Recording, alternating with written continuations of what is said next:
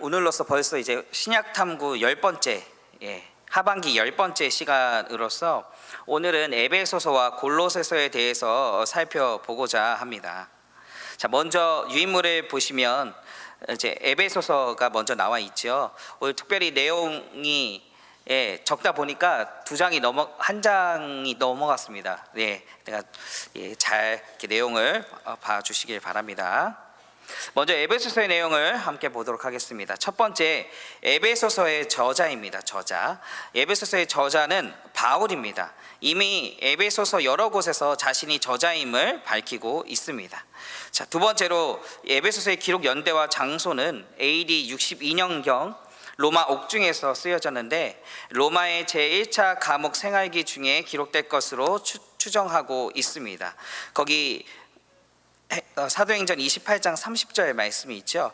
바울이 온 이태를 자기 셋집에 머물면서 자기에게 오는 사람을 다 영접하고, 그러니까 로마의 제1차 감옥기 생활 중에서 이 에베소서가 쓰여졌다라고 지금 추정하고 있습니다. 그리고 에베소서, 빌립보서, 골로새서, 빌레몬서는 바울이 옥중에 있는 동안에 기록된 것이기 때문에 흔히 옥중 서신이라고 불려지는 서신입니다. 자, 세 번째로, 그렇다면 이제 수신자는 누구일까요? 수신자는 에베소 교회 성도들뿐만 아니라 소아시아 부근 교회의 성도들을 대상으로 기록되었습니다. 왜냐하면 특정 교회에 보낸 바울의 다른 서신들의 경우 직접적인 저술 동기가 본문 속에 분명하게 드러나지만 에베소서만큼은 그 법칙이 사용되지 않았고, 에베소서의 내용을 살펴보면 모든 교회에 해당될 수 있는 매우 일반적인 메시지로 채워져 있기 때문에 이 에베소서는 에베소 교회 성도들뿐만 아니라 에베소 교회 근처에 있던 그 소아시아 부근에 있던 교회들이 서로 돌아보며 읽었던 서신이라는 것을 우리가 확인할 수 있게 됩니다. 자, 네 번째로 이 에베소서의 배경입니다. 배경 지역이었던 에베소는요, 아시아에 있는 로마 제국의 큰 항구 도시로 상업과 종교의 중심지였습니다. 그리고 소아시아의 서북단에 위치하며 에게해에서 가장 중요한 항구로서 로마에서 동양을 잇는 중요 통로였습니다. 그래서 바울은 2차 전도 여행 때 고린도에서 안디옥 교회로 돌아가는 길에 에베소에 처음 들렀고, 거기서 잠깐 말씀을 증거하고, 그 잠깐 말씀을 증거하는 그 시간들을 통해서 아굴라와 브리스길라를 만나게 되고 그 부부를 목회자로, 그쪽에 있는 사역자들로 세우게 됩니다. 그 3차 전도 여행 4년의 기간 중에서 이 3년을 에베소에서 머물며 두라노라는 사람에게 서원을 빌려 2년 동안 말씀을 날마다 가르쳤습니다. 바울의 선교 절정을 이곳에서, 이 에베소에서 보냈기 때문에 예루살렘, 안디옥 에 이어서 제3의 기독교 중심지가 되었던 것이 바로 이 에베소라는 지역입니다. 또한 요한계시록에 아시아 7교회가 에베소 교회를 중심으로 확장된 교회입니다. 그러니까 요한계시록의 7교회, 그 7교회에 대해서 말씀하고 있는데, 그 다른 7교회, 아시아에 있는 7교회가 이 에베소를 중심으로 에베소 주변을 통하여서 발전하였던 교회들, 확장되었던 교회들이었다라는 것이죠. 그래서 많은 사람이 에베소에서 복음을 듣고 회심하여 각 지역에 돌아가서 좋은 영향력을 끼쳤는데, 그중 한 사람이 바로 우리가 다음 이제 에베소서를 살펴보고 난 후 살펴볼 이 골로새 교회를 세운 에바브로디도입니다. 이처럼 에베소는요, 소아시아 지역의 복음 전진 기지였으며 3차 전도 여행 때 고린도 교회에 보낸 편지들을 기록한 곳이기도 합니다. 이후 에베소는 사도 요한의 중심 사역지였고, 요한계시록에서 처음 사랑이 식어버린 것과 니골라당의 행위로 인해 책망받았던 곳이 바로 이 에베소라는 지역이었습니다. 그리고 이 에베소는요, 지금의 터키 서쪽 해안에 위치한 항구 도시로 교통, 문화, 종교의 중심지였습니다. 특히 웅장하고 화려한 아데미 신전과 여신상, 마술은 로마 전역에 알려져 있을 정도로 유명했던 곳이 바로 에베소 지역이었습니다. 이 에베소 지역 높은 곳에 아데미 여신상이 서 있었는데, 지금도 이 여신상의 목각을 파는 기념품으로 파는 것이, 목각을 팔아서 기념품을 파는 것이 주요 관광 수입 원이었던 곳이 바로 에베소였습니다.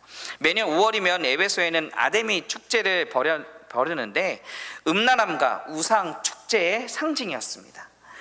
아데미 축제에 있어서 1부 행사가 끝나면 2부 행사 때는 모인 자들과 함께 노상에서 성행위를 하면서 즐거워합니다. 이것이 복받는 비결이고 에베소의 문화였던 것이죠. 당시 이 초대교회 성도들조차, 이 에베소에 있던 교인들조차도 구원은 믿음으로 받고 복은 아데미 여신으로부터 온다라고 생각했었습니다. 그런데 마찬가지로 우리 문화 가운데에도 이 아데미 여신은 있습니다. 근데 좋다고 다 좋은 것이 아니고 재미있다고 다 재미있는 것이 아니죠. 그 안에 숨겨져 있는 메시지를 읽어야 합니다. 특별히 구약 성경에 보시면 바알과 아세라가 갈멜산에서 엘리야에게 져서 없어진 줄 알았지만 완전히 없어지지 않았고요. 그 음란함의 문화가 지금 신약에 들어서 이 아데미에게로 전수가 되었고, 그 음란함과 그 저지스러움의 문화가, 그 저지스러움이 문화의 옷을 입고 지금 우리 가운데 깊숙이 파고 들어와 있다라는 것입니다. 폭력 문화, 음란 문화 등이 인터넷과 대중매체를 통해 내 자신은 물론 우리 자녀들까지 지금 유혹하고 있다라는 것이죠. 정신을 똑바로 차리고 시대를 읽을 줄 알아야 우리가 그것에 넘어가지 않게 됨을 이 배경, 에베소의 배경을 통하여서 우리가 발견하게 됩니다. 영적 분별력을 가지고 이것은 내가 누릴 문화가 아님을 알고 거절할 줄 아는 정말 믿음의 성도들 다 되실 수 있기를 주님의 이름으로 간절히 소망합니다. 자, 그래서 이 에베소서가 쓰여졌던 이 에베소의 배경은 이렇습니다. 자, 다섯 번째로 이제 에베소의 기록 목적에 대해서 살펴보겠습니다. 에베소의 기록 목적은 율법과 복음의 관계, 유대인과 이방인의 관계 등에 대한 그 신학적 정립이 이루어지지 못했던 이 에베소의 과도기적 상황에서 교회가 폭발적으로 성장하여 유대인과 이방인 간의 많은 갈등을 겪게 되어 교회의 질서 유지와 성도 간의 일치와 화합의 문제가 심각하게 대두되었습니다. 이에 바울은 에베소 교회를 비롯한 인근 소아시아 교회들에게 올바른 교회관을 심어주기 위한 일련의 신학 원리적 교훈들, 곧 교회의 근원, 교회를 설립하신 하나님의 목적, 교회의 본질에 대해서 기록함으로써 그리스도 안에서 이방인과 유대인이 하나 되어 한 몸, 교회를 이루는 것을 가르쳐주고 싶어 하였습니다. 그래서 이 에베소서를 쓰게 되었다라는 것이죠. 특별히 이제 에베소서는 다른 서신들처럼 거짓 교리와 싸워라라고 말하기보다 연합하라, 그리스도의 몸은 하나다라고 가르칩니다. 이에 근거하여 성도 간의 일치와 화합, 성도의 가정생활과 하나님의 거룩한 백성으로서의 성결한 삶, 영적 성숙을 위한 신앙의 무장에 관한 일련의 실천적 교훈들을 구체적으로 제시하고 있는 것이 바로 에베소서입니다. 그러므로 이 에베소서는 그 기록 목적을 통하여서 많은 사람들에게 유익을 줄 수 있는 내용들로 채워져 있었다라는 것이죠.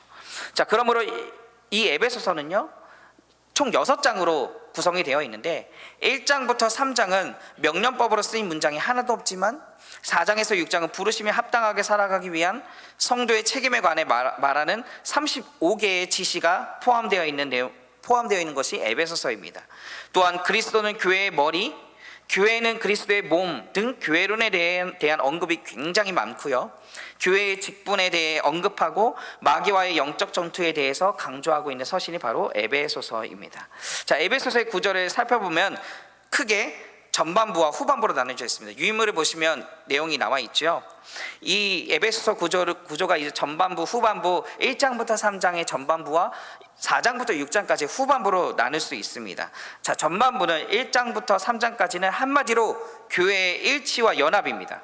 그것이 하나님께 드릴 구원의 영광이요, 교회 또는 하늘에 속한 신령의 복을 받을 존재라고 말하고 있는 것이죠.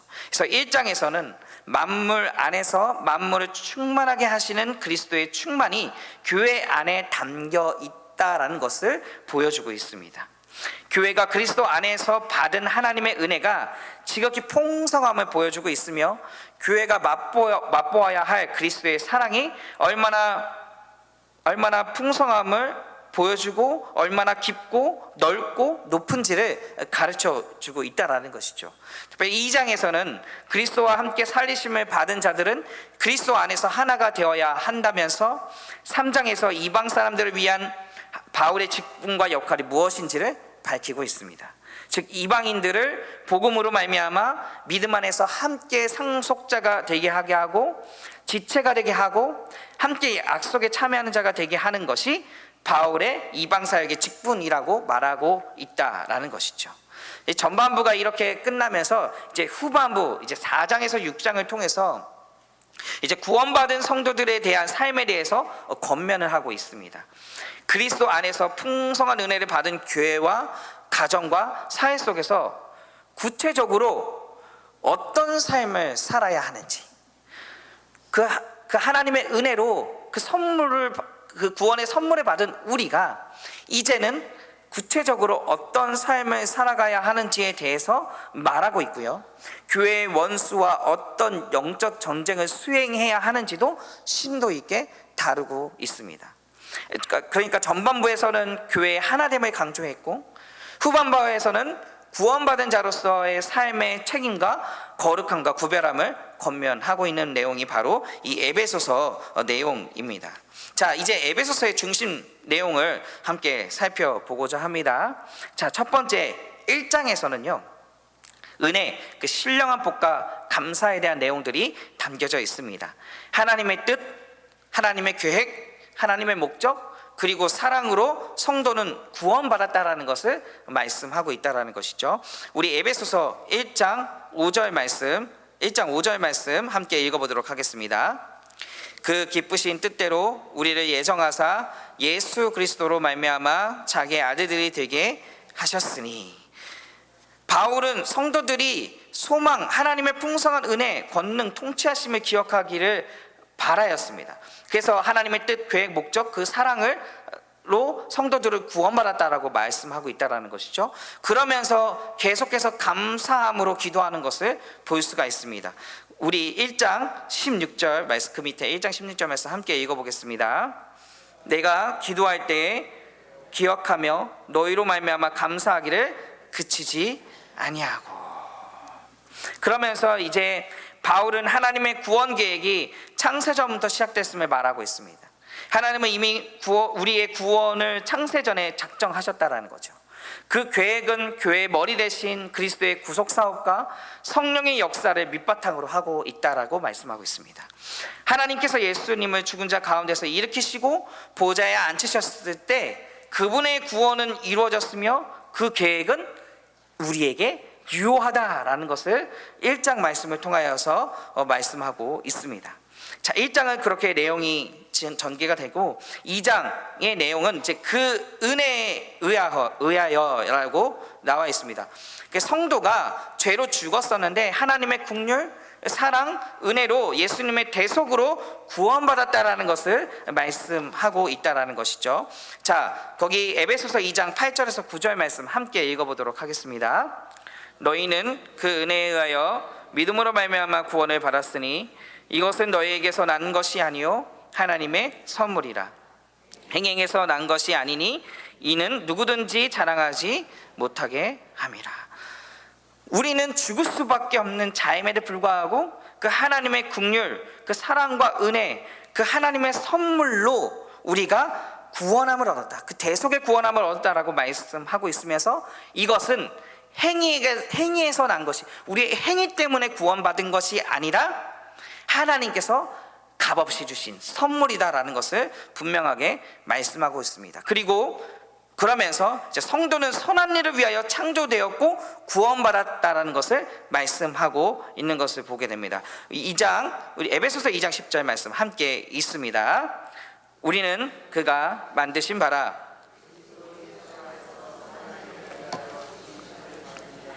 이 일은 하나님이 전에 예비하사 우리로 그 가운데서 행하게 하려 하심이니라. 아멘. 그러면서 구원받은 성도들은 하나님의 선하신 일을 위하여 창조되었고 구원받았다라고 말씀하고 있죠. 그러면서 바울은 그러므로 바울은 성도는 죄에 살았던 때를 그리스도의 보혈로 구원받고 평화를 얻은 그 사실, 그리고 천국 백성이 되어 모퉁이 돌이 되신 주님의 교회로 함께 하나 되어 성화의 과정을 걷고 있다는 것을 기억하도록 기도하고 있는 것을 볼 수 있습니다. 2장 20절 말씀 함께 읽어보겠습니다. 너희도 성령 안에서 하나님이 거하실 처소가 되기 위하여 그리스도 예수 안에서 함께 지어져 가느니라. 그러므로 이 2장에서는 그리스도 안에서의 구원은 값없는 선물이다. 우리의 죄성으로는 하나님과의 교제가 불가능하였는데 하나님께서는 그리스도를 통하여 우리에게 새 생명 주시고 화해의 문을 열어주셨다라고 2장에서 말씀하고 있는 것이죠. 그리고 우리를 새로운 생명과 영적 능력을 소유한 새 창조된 그런 사람으로서, 그런 일부분으로서 우리를 만드셨고 그렇게 부르셔서 우리를 선한 일에 선한 도구로 사용하신다라고 분명히 말씀하고 있는 것을 보게 됩니다. 그러므로 2장에서 말씀하고 있는 것은 모든 인류는 그리스도의 구속사역에 의하여 성별과 사회적 지위에 상관없이 한 가족이 되었다. 그리스도로 한 가족이 되었다. 그리스도로 우리가 한 가족임을 지금 말씀하고 있다라는 것이죠. 은혜의 선물로 인하여 말이죠. 하나님의 선물로 인하여서 우리가 그런 값없는 은혜를 받았다라고 분명히 말씀하고 있다라는 것입니다. 자, 이어서 이제 3장에서는 이제 이방인에게 은혜를 주신 하나님에 대해서 말씀하고 있습니다. 자, 그런데 이 은혜의 복음이 하나님께서 선택하신 사람들뿐만 아니라 이방인들까지도 그 은혜가 확장되었음을 말씀하고 있습니다. 자, 은혜의 복음은 이방인들에게도 해당되는 축복이고 바울 자신이 그 사역에 쓰임받고 있다라는 사실을 지금 말씀하고 있는 것이죠. 자, 에베소서 3장 6절 말씀 함께 보도록 하겠습니다. 이는 이방인들이 복음으로 말미암아 그리스도 예수 안에서 함께 상속자가 되고 함께 지체가 되고 함께 약속에 참여하는 자가 됨이라. 아멘. 이 은혜의 복음이 선택받은 이스라엘 백성들, 유대인들 뿐만 아니라 우리들에게까지, 지금 현재 우리에게까지 해당되는 축복의 말씀이고 은혜이고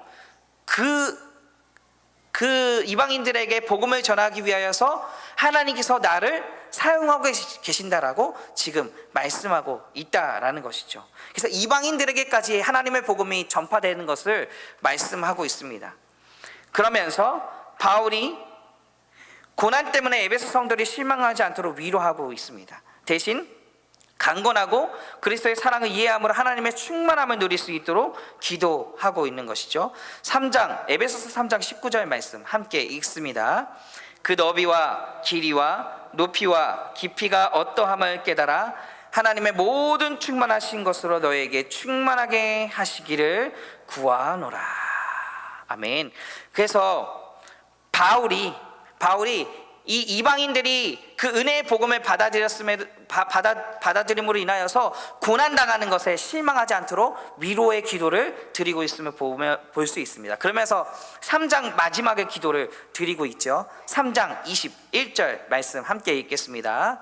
교회 안에서와 그리스도 예수 안에서 영광이 되도록 무궁하기를 원하노라. 아멘.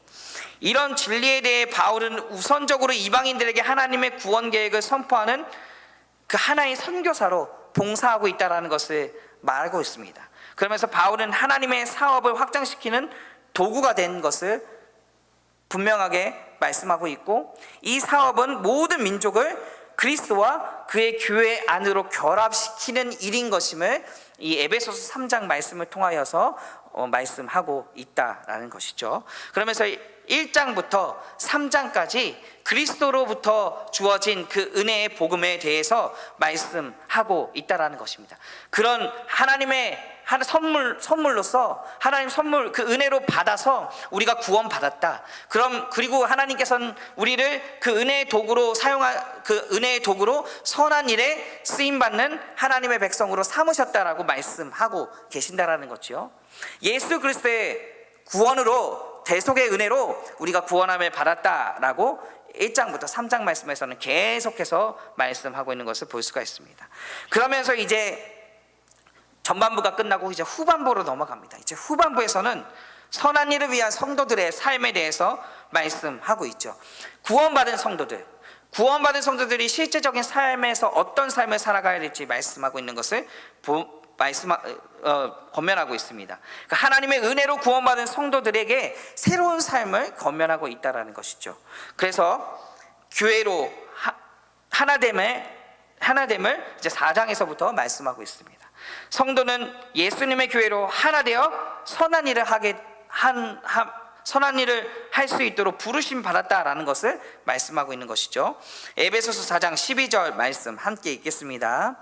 이는 성도를 온전하게 하여 봉사의 일을 하게 하며 그리스도의 몸을 세우려 하심이라. 아멘. 구원받은 성도들과 새로운 삶으로 초대되는 첫 번째, 성도는 예수님의 교회로 하나 되어 선한 일을 하도록 세우심 받은 자들이다 라고 말씀하고 있는 것이죠.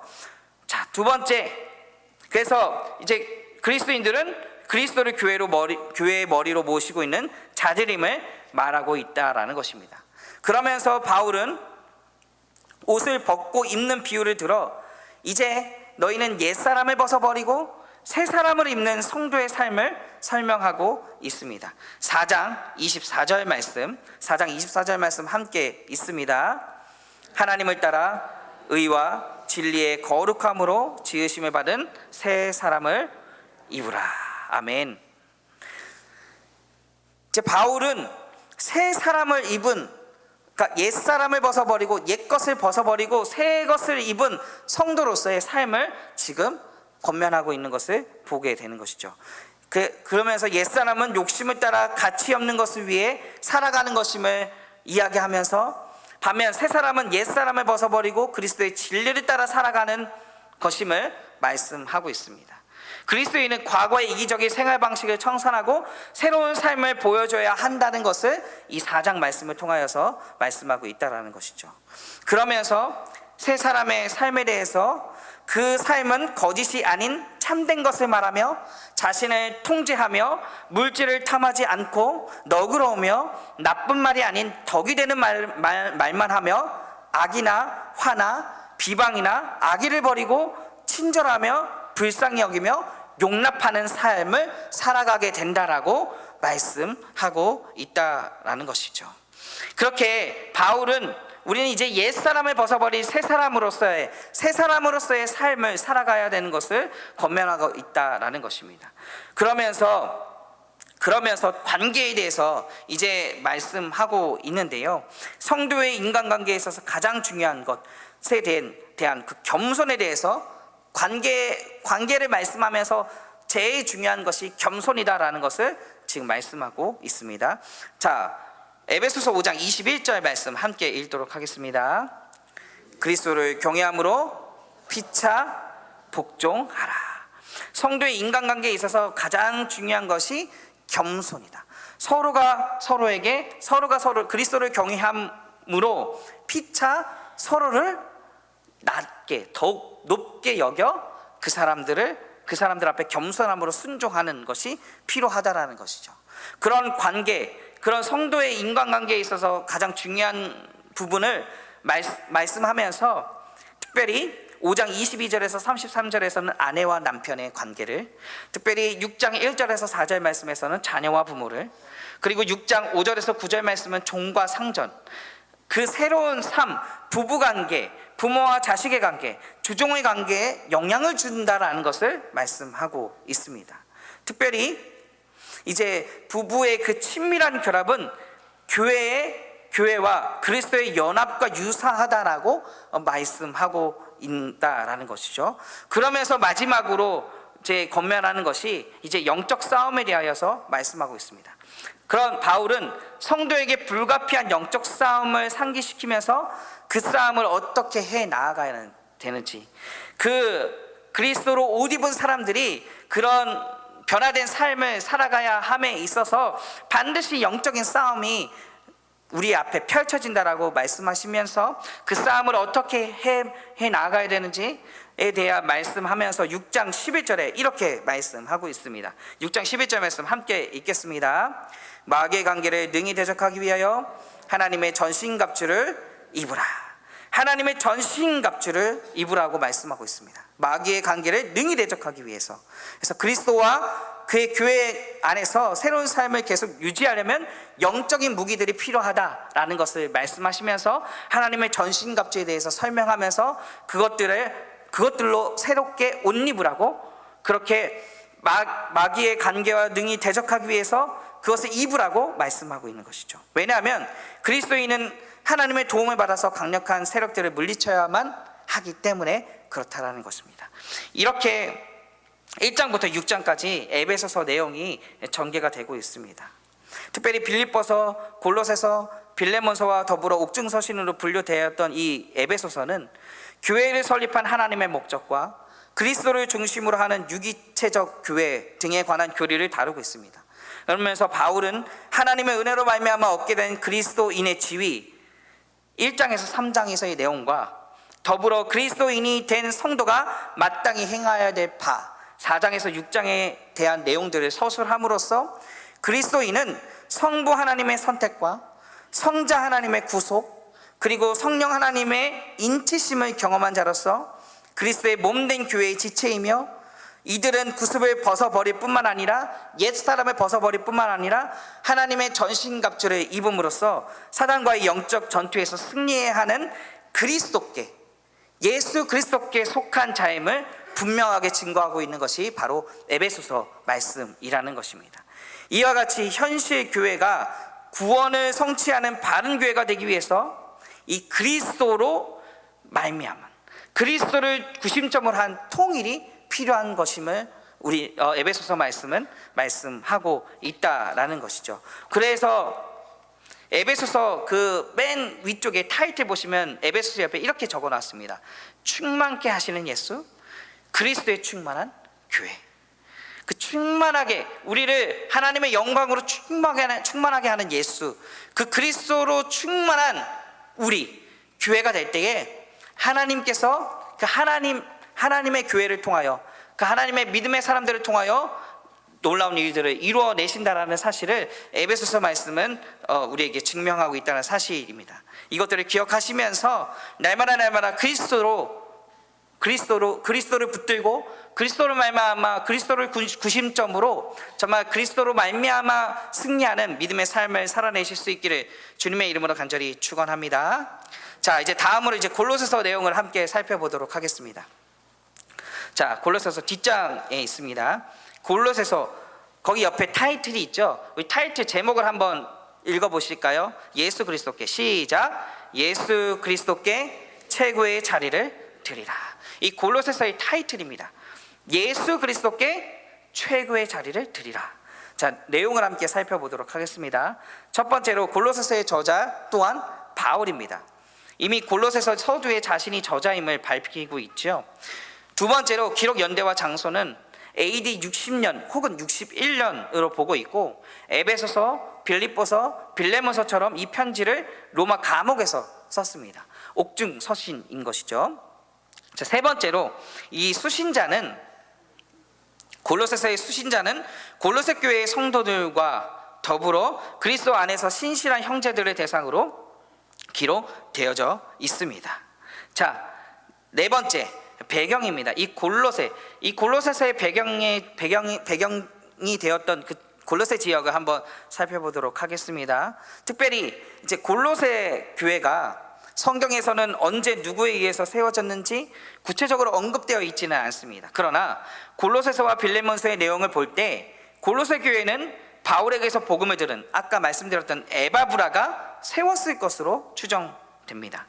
즉 에바브라라는 바울이 에베소의 두란노 서원에서 3년 동안 사역을 할 때 그곳에서 빌레몬과 아키뽀와 함께 바울의 복음을 들었는데 그 후에 고향으로 돌아가 빌레몬과 함께 교회를 세웠던 것으로 보입니다. 그렇게 세워진 교회가 바로 골로새 교회인 것이죠. 골로새 교회의 위치는 요한계시록 1장에서 3장까지 기록된 아시아의 7교회가 위치한 에베소에서 동쪽으로 약 160km 떨어진 곳으로 바울이 3차 여행 때 에베소에서 사역하던 무렵에 세워졌던 것으로 추정됩니다. 그 후에는 에바브라가 이 교회의 전도와 교육을 담당했죠. 그런데 바울이 이 에바브라에게서 골로새 교회를 위협하고 있는 거짓 교사에 대한 소식을 듣게 됩니다. 바울은 에바브라를 통해 골로새 교회에 이단이 생겨났음을 알게 되었던 것이죠. 당시 골로새 교회는 이단의 도전을 심하게 받고 있었으나 아직 이단에게 굴복하지는 않았습니다. 이들은 할례, 금식 등 의식적인 금기 사항을 지켰고 금욕주의, 중재자로서의 천사 숭배, 영계에 들어가는 것으로서의 신비적 체험을 강조했습니다. 이러한 그들에게 바울은 골로새서를 통하여 예수 그리스도의 신성과 영광스러움을 나타내 설명하고 있다라는 것이죠. 그래서 골로새서의 기록 목적은 바울은 이 골로새서를 통하여 예수 그리스도의 절대성을 골로새 교회의 성도들에게 심어주려고 기록하였습니다. 당시 골로새는 혼합 종교가 만연한 도시로 바울은 이 같은 이단적 요소로부터 골로새 교회의 성도들이 벗어나야 할 것을 염려하며 이 편지를 기록한 것이죠. 당시 골로새 교회에 나타난 혼합주의적 이단들의 가르침에는 크게 세 가지 요소가 내포되어 있습니다. 율법주의, 영지주의, 형식주의입니다. 바울은 이들에 대한 대응책을 강구하기 위해서 이 골로새서를 기록했다라는 것이죠. 자, 골로새서의 구조를 한번 살펴보도록 하겠습니다. 전반부 1장에서 2장은 교리편이고요. 후반부 3장에서 4장은 실천편으로 전반부에서는 우리 안에 있는 그리스도의 생명, 후자는 우리를 통하여 나타난 그리스도의 생명을 언급하고 있습니다. 과거 구약적인 율법에 집착하는 유대주의 및 당시 범람하던 인위적인 세속 사상인 그 헬라 철학의 침입으로 기독교 진리의 혼란이 예상되는 골로새 교회에 보냈던 이 골로새서는요, 교회 내에 성행했던 잘못된 철학과 유대주의적 형식주의, 청사를 숭배하는 신비주의와 금욕을 강조하는 초보적 신앙 등이 바른 기독교 신앙과 배치됨을 지적하며 이를 배척하고 있습니다. 즉 골로새서는 창조의 구속의 주님인 그리스도의 우월성을 기록함으로써 만물의 중심이 되시는 그리스도를 증거함과 아울러 이러한 그리스도의 품성과 권능에 순종하여야 하는 성도의 삶에 대해서 기록하고 있다라는 것이죠. 즉 우월하신 그리스도의 절대적인 권위에 대해 기록하고 있습니다.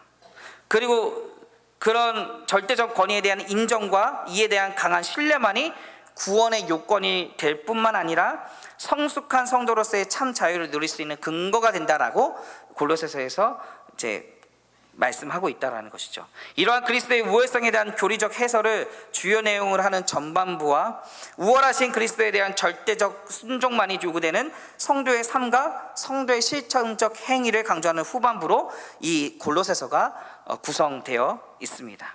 자, 골로새서의 중심 내용은 크게 두 가지 큰 맥을 관통하고 있습니다. 첫 번째는 만물의 으뜸이신 그리스도와 거짓 가르침에 대한 경고입니다. 자, 그리스도는 모든 만물의 창조주로서 모든 만물이 그리스도로 말미암고 그리스도를 통하여 그리스도를 위해 창조되었으며 또한 그리스도는 교회의 머리로서 그리스도 안에는 하나님의 모든 충만함이 거하고 그리스도를 통하여 하나님과 화목해질 수 있으며 그리스도는 영광의 소망으로서 성도 안에 거하심을 강조하고 있다라는 것이죠. 그러면서 골로새서 16장 17절, 골로새서 1장 16절에서 17절, 1장 18절에서 19절, 1장 20절에서 이렇게 말씀하고 있습니다. 우리 같이 함께 말씀 읽어보도록 하겠습니다. 골로새서 1장 16절에서 17절 말씀 먼저 읽습니다. 시작. 만물이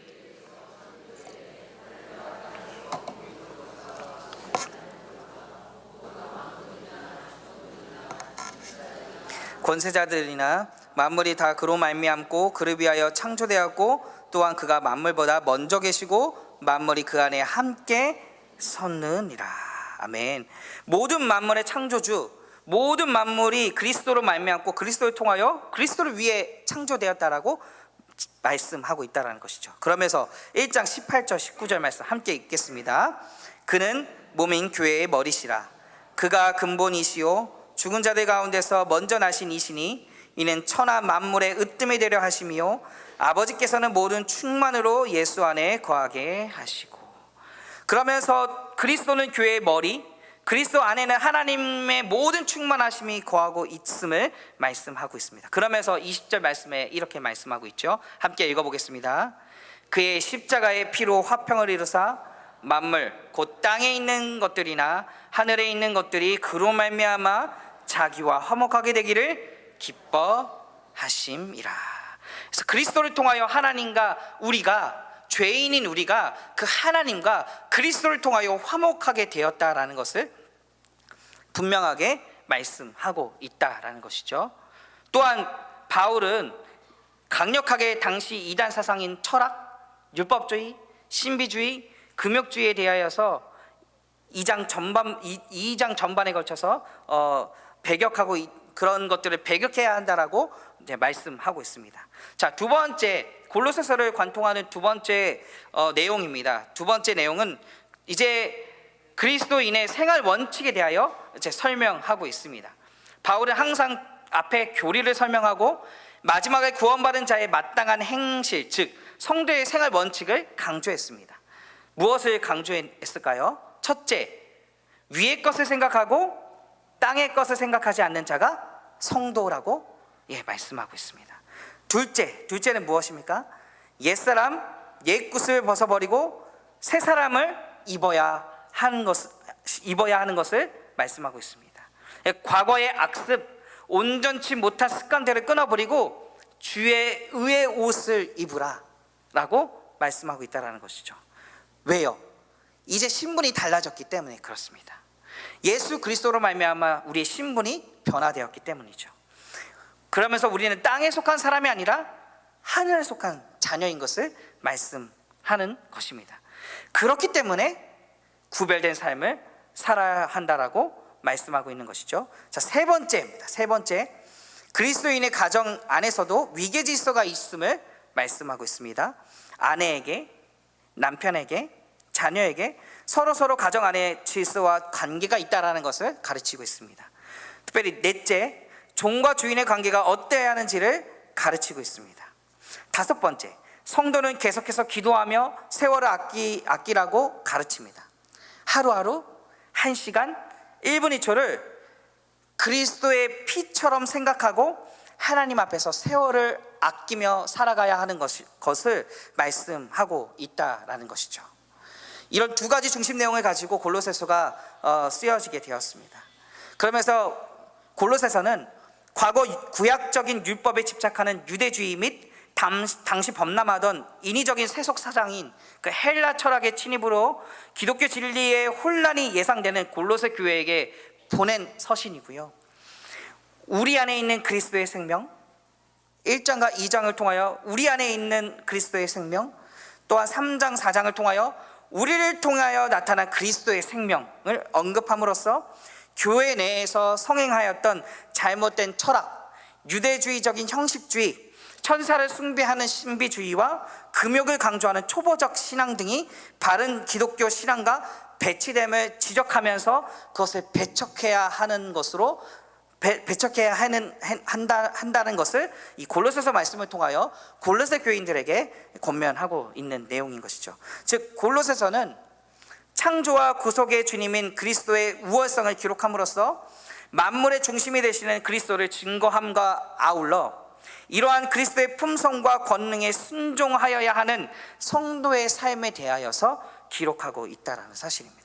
우월하신 그리스도의 절대적인 권위에 대한 인정과 이에 대한 강한 신뢰만이 구원의 요건이 될 뿐만 아니라 성숙한 성도로서의 참 자유를 누릴 수 있는 근거가 된다.